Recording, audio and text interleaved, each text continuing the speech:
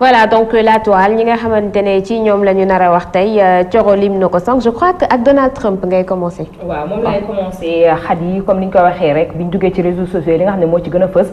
bokk na ci propos yi nga xam ne kii di Donald Trump di président fee nga xam ne moo di États-Unis defoon na ko ci ñi nga xam ne moo di der bu ñuul. maanaam daal di jël ay wax yoo xam ne dafa gàkkuloo daal koy teg ci der bu ñuul bi mu ko defee aussi ki nga xam ne moo di suñu njiitu réew Macky Sall moom tam génn ci compte Twitter am daal di naqarul propos yi nga xam ne nii moo di moom la Donald Trump def moom bi mu ko naqarloo ba pare nag ba wax ne daal àndu ci avec ak yooyu noonu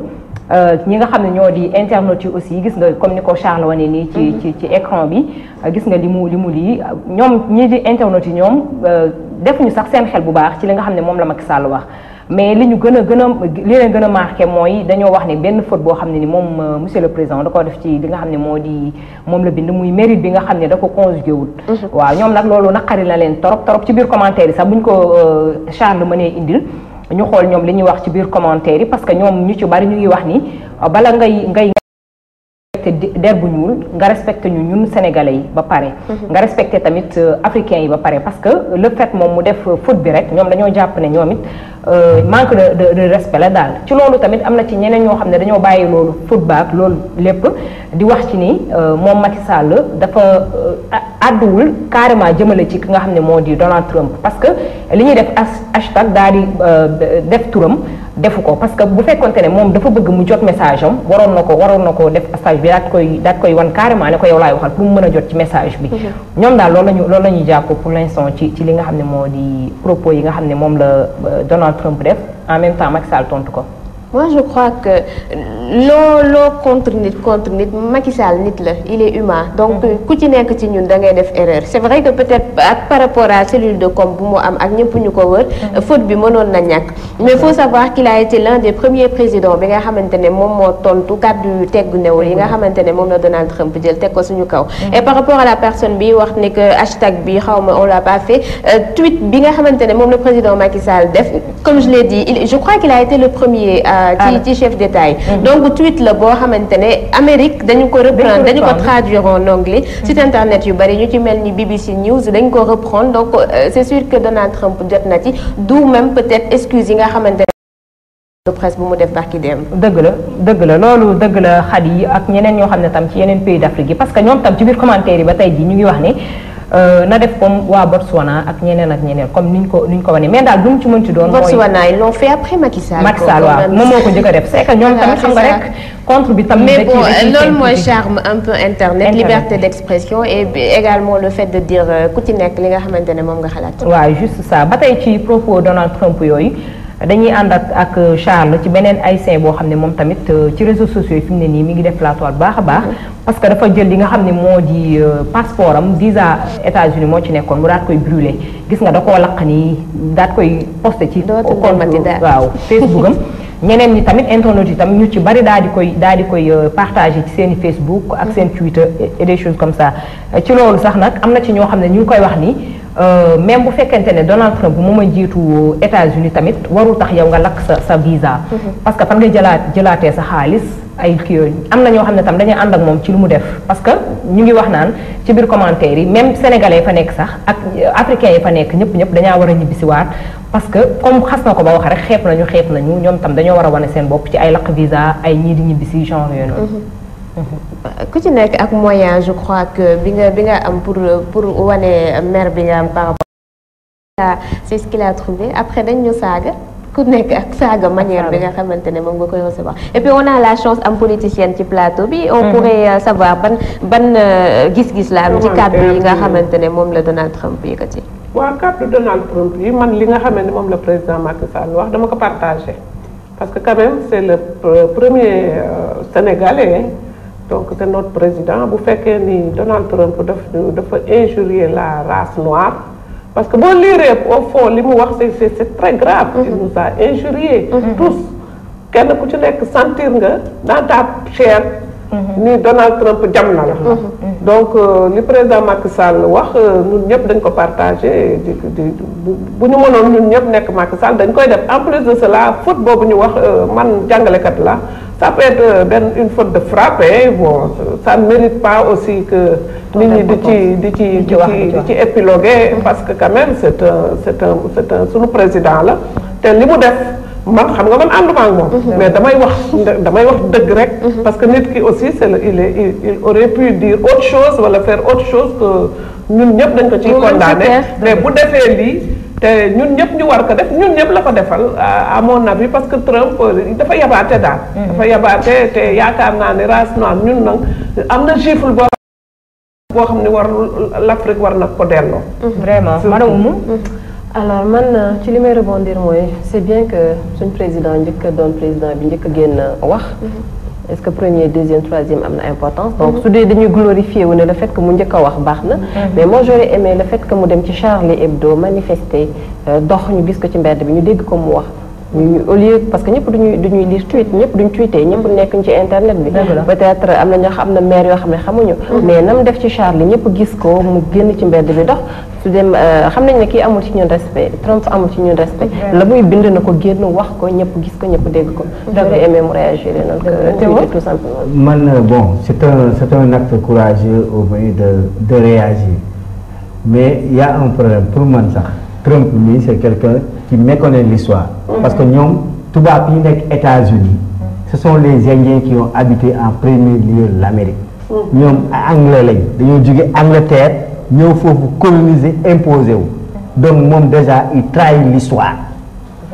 un gars comme Trump il trahit l'histoire il est un président mais il ne connaît rien de l'histoire donc il doit revisiter l'histoire avant de parler je crois que Trump un président comme ça il a des conseils ces conseils-là doivent lui quand même l'amener à la raison pour qu'il comprenne que dëkk say citoyens.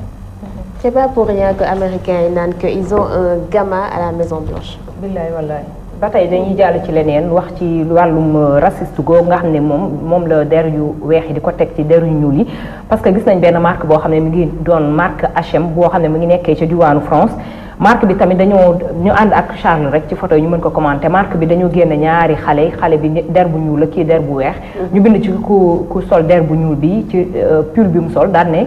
moom mooy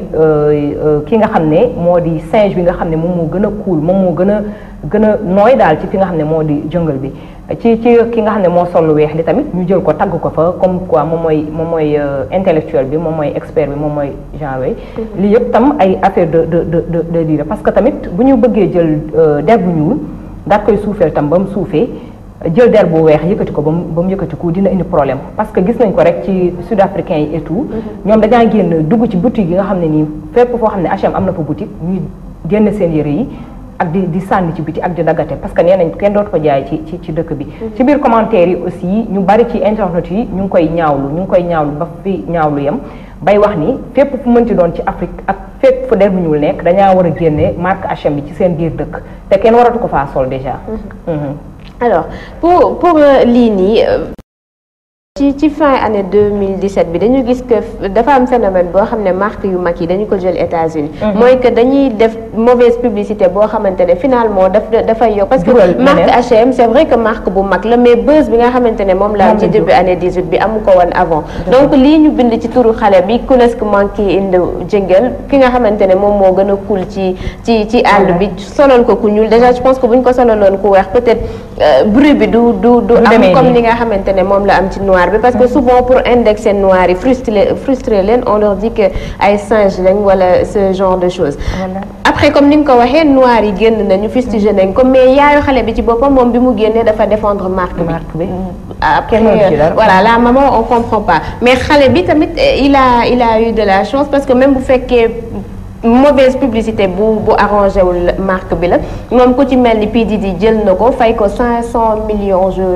crois pour mu représenter marque parce qu'en ce moment il fait le buzz donc il en profite ci loolu sax nag ñi nga xam ne ñoo di internautes yi aussi dañ cee ŋaañ ki nga xam ne mooy yaay xale bi parce que ñoom dañoo gis ne rek dafa daal di suufeel boppam c'est ça waaw dafa daal di suufeel boppam am na sax ñu ciy laajte ñoom di laajte ndax comme yaay ji du nit ku weex mais xam nga ne kii ko gis xam ne nit ku weex juru ko nit ku ñu ko moo ko jur ils ont voulu ridiculiser un noir malheureusement pour un noir bi moom moo mujj sortir ñoom ñoo mujj tëmb waaw vraiment madame Oumou Oui, en général je n'aime pas trop donc c'est désolant que jusqu'à ci millénaire bi ñu nekk ni am ñuy marque yu mën a yu am fitu def lii donc heureusement que ñëpp en nañ leen ñëpp yàq saccagé nañ seen i bagage. Vraiment moi j'étais horrifiée bi ma ko gisee. man de lenn mooy sama problème. organisation droit de l'enfant. ñoom il doit parce que ça c'est un précédent dangereux. ñoom dañoo war a wax ci lii. parce que suñu dëkk moo ratifié convention UNICEF donc xale yëpp benn lañ donc déjà loolu rek ak yeneen dëkk yi ñoom États-Unis dañ ci bokk donc comme ñoom lii déjà violé nañ convention UNICEF waaw te li ñuy wax noonu amul parce que ci benn côté soo xoolee tubaab yi tey lépp lu ñu xam dañ ko sàccee Égypte dañuy ñëw naan théorème de Pythagore alors que théorème de Pythagore origine bi dafa am lu ñuy wax théorème d'Al-Kashi benn mathématicien arabe moo génne woon théorème pour n'importe quel type de triangle Pythagore ñëw jël ko mu siiw ñoom kon dañuy xool kon ñoom toujours li leen arrangé ñu fësal ko mais alors que Al-Kashi moo njëkk def découverte ci affaire triangle joxe pour n'importe quel type de triangle lii ñoom ñu ñëw sàcc ñëw accès Pythagore koo wax rek mu ne théorème de Pythagore loolu complexe d'infériorité. vraiment mu doon lu metti nag lu doy waar ci ñi nga xam ne ñoo di der bu ñuul waaye dañuy tëj loolu rek Khady daal di wax ci leneen. waaw ba tey. le droit de l'enfant est sacré comme ni mu ko waxee parce que dafa am ay convention yoo xam ne ñun dañ ko ratifié pays yëpp ratifié ko mais lii boo ko seetloo man daf may xalaatloo que le problème de l'apartheid. Surtout ça s'est passé en Afrique du Sud. Donc des millions et des millions de personnes dee nañ ci affaire racisme boobu. Donc lii bu ñëwee précédent dangereux la pour Afrique du Sud mais pour l'Afrique en général. Donc lii lu ñëpp condamné la parce que on nous traite de tous les noms parce que suñu der bu ñuul bii nag moom moo defar fépp de. boo demee États-Unis foo mën a dem. lépp lu fay main d'œuvre muy France ak muy foo mën a dem main d'œuvre yëpp lépp lu fa taxaw bañ tey ñu koy mën joxañ nit ku ñuul ki moo ko liggéey donc c'est un président dangereux mais ñun en tant que jàngalekat nous la condamnons fermement parce que xale am na leneen luñ ko mën def loolu dul lii vraiment surtout muy xale du moom mooy décider boppam ay parents di ko décider et tout waaye dañuy tëj paragraphe boobu daal di ñibbisiwaat ci biir réew mi waxtaan yi ki nga xam ne moo di Malick Gakou ñëpp xam nañ ko muy homme politique Malick Gakou ji ci réseaux sociaux yi dañuy génne benn article boo xam ne nii day wax ni dañ ko woowoon fa nga xam ne moo di ca këru attekaay ba parce que moom Malick Gakou li ñu koy toppee daal mooy dafa engrossé maanaam dafa daal di tooñ doomu jàmbur ba mu ko tooñee ba pare nag dafa daal di wax ak ab xaritam boo xam ne mooy jegeñaaleem gis nga ci kii bi ni ñu koy wane nii mooy jegeñaaleem kooku daal ne ko comme moom homme politique la moom mënul assumer kii yi donc kooku na jël affaire yi kooku tam bi mu jëlee affaire yi daal di waxtaan ak koo xam ne ni moom mooy defal xale bi mooy yàq ëmb bi nañ ma baal ci terme bi bi mu ko defee noonu kooku tam daal di yàq ëmb bi ba parent xale bi jot ci daal di koy traîner ci justice bi moom Malick Gakou tam ci lañ ko daal di woo ci affaire boobu moom tam bi ñu ko ci woowee am nañu ne génn na ba ne du moom mais nag source bi nga xam ne ñi nga xam ne ñoom ñoo publier affaire bi parce que bu ñu seetloo démb ba tey jii fi nga xam ne mooy ci média yi tam ñu ngi ko ciy wax ñi nga xam ne ñoom tam ñoom ñoo publier affaire bi ñoom ñoo feeñal affaire bi ñoom dañoo wax ne duñ dellu ginnaaw ci lu ñu wax tant que moom waxul ne moom def na wala def loolu mu génn ay preuve yu leer ci loolu daal démb ba tey jii tam internet yi ñu ngi ci biir Facebook bi Twitter fépp foo dugg ñoom ñu ngi ci biir commentaire yi sax bu ñu ko Charles mënee indil parce que am na ñu ko ci naan un homme politique doit être clean modèle exemplaire et suit toujours sa garde surtout un opposant ñoom ñu ngi ko ciy wax parce que nee nañ ni ñu koy ŋaañ ni moom la def am ci ñuy wax tamit naan est-ce que du Macky Sall moom moo bëgg a daanelaat ñi nga xam ne ñoo di opposant bi ñi nga xam ne xalaat na ni ñoom ñooy ki xam nga sénégalais rek ñoom lu ñëw rek ñu daal ci amaat leneen ñu ci ñambaas waaw foofu daal la ñu waxee Khady d'accord muy lu doy waar Théo mais je dis que on est en politique comme ñuy wax ñoom la politique on dit que aussi soo si saxee dugg aussi il faut se préparer à tous les coups et on dit en politique que tous les moyens sont bons aussi pour détruire son adversaire mais aussi benn affaire mu am ci politique souvent la ma koy wax la communication arrange l'homme politique mais l'information dérange l'homme politique. loolu c'est un problème donc yow fexeel ba booy dugg ci politique. prends toutes tes dispositions pour te préparer à toutes ces circonstances.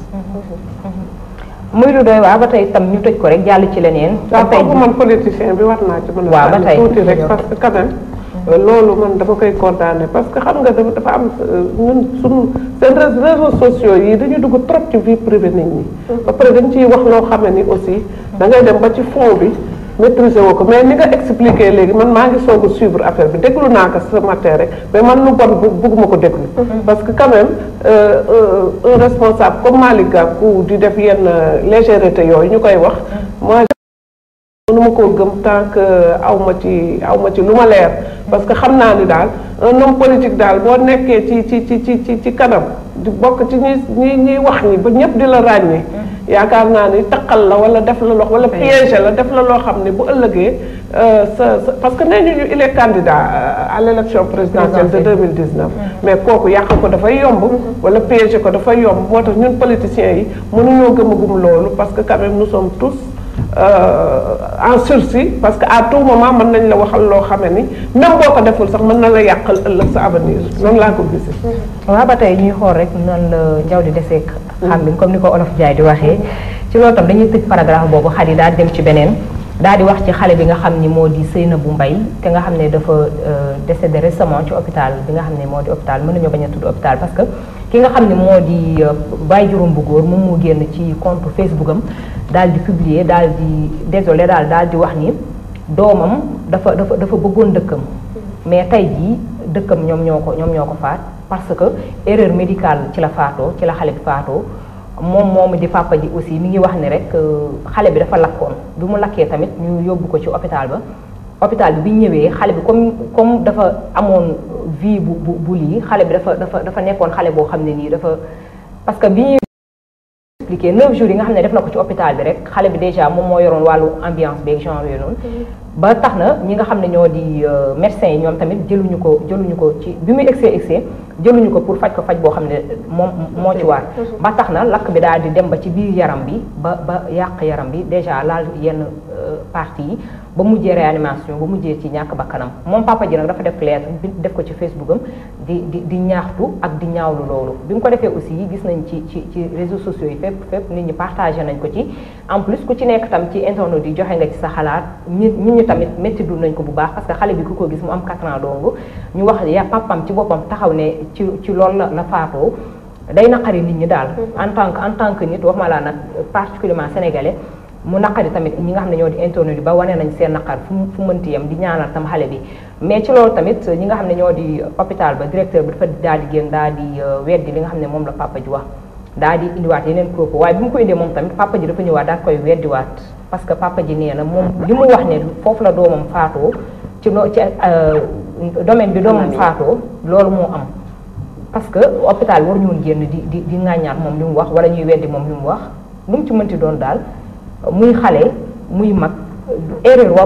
warul kii te papa ji tamit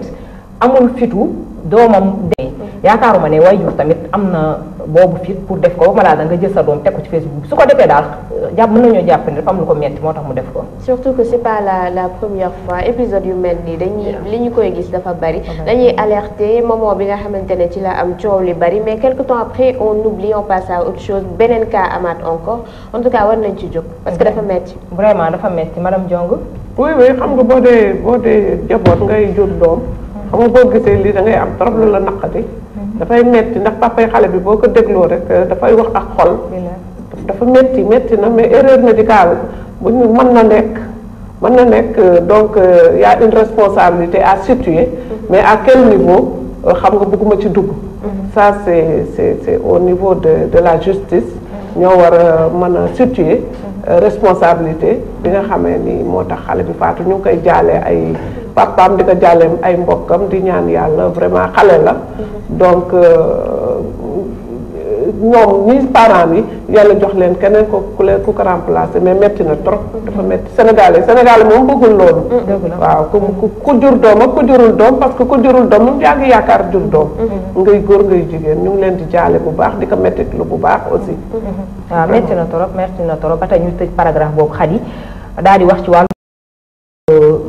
dañuy fàttaliku li nga xam ne moo di match bi doxoon ci diggante Sénégal ak Afrique du Sud ba indi woon fi ay coow ci waxu ki nga xam ne moo di arbitre bi. arbitre boobu nag di doomu Ghana mi ngi woo ci turu Joseph Lamptey moom tamit FIFA génn na ni ki démb daal di wax ni daal dinañ koy bannir moom kenn reconnaître ko moom FIFA daal dina koy dàq définitivement moom Joseph Lamptey moomu. dootu ko defati waaw vraiment ci kii yi sax ci ñi nga xam ne ñoo di internautes yi par rapport ak ñoom seen commentaires yi dañuy wax ni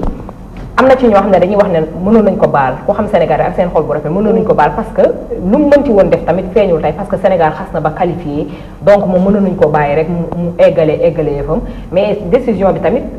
jógewul def naa ci nga xam ne ñoo di sénégalais yi jógewul ci ñoom du ñoom ñooy taxawaat dem naan FIFA nañ ko baal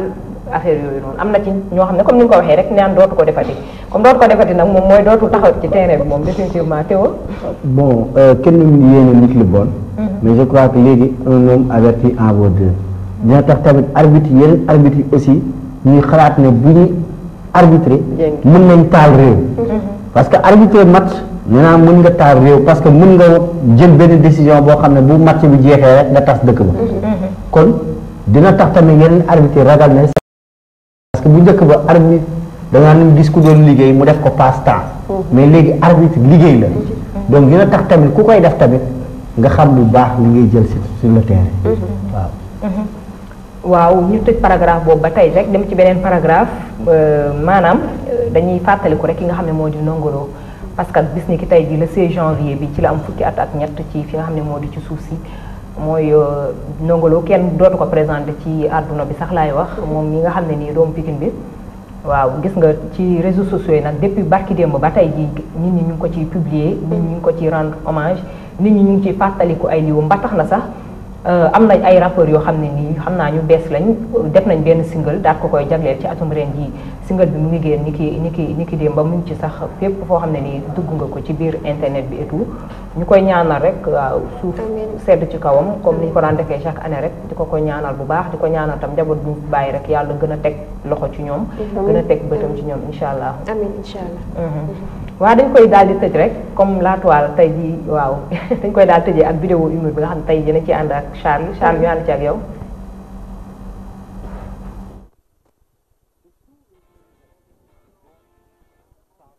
Oui mon colonel. Allô baby. Mes respects mon colonel. Entièrement à votre disposition comme préalablement produit mon colonel.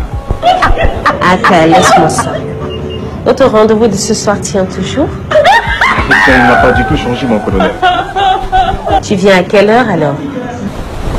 C'est vous qui décidez de l'heure et de la durée de la mission mon colonel. Il s'agit tout de même que... Oui mon colonel. Allô baby. Mes respects mon colonel. Entièrement à votre disposition comme préalablement produit mon colonel. Attends, laisse-moi ça. Notre rendez-vous de ce soir tient toujours? Il n'a pas du tout changé mon colonel. Tu viens à quelle heure alors? C'est vous qui décidez de l'heure et de la durée de la mission mon colonel. Il s'agit tout de même que... pexe góor doy na waar de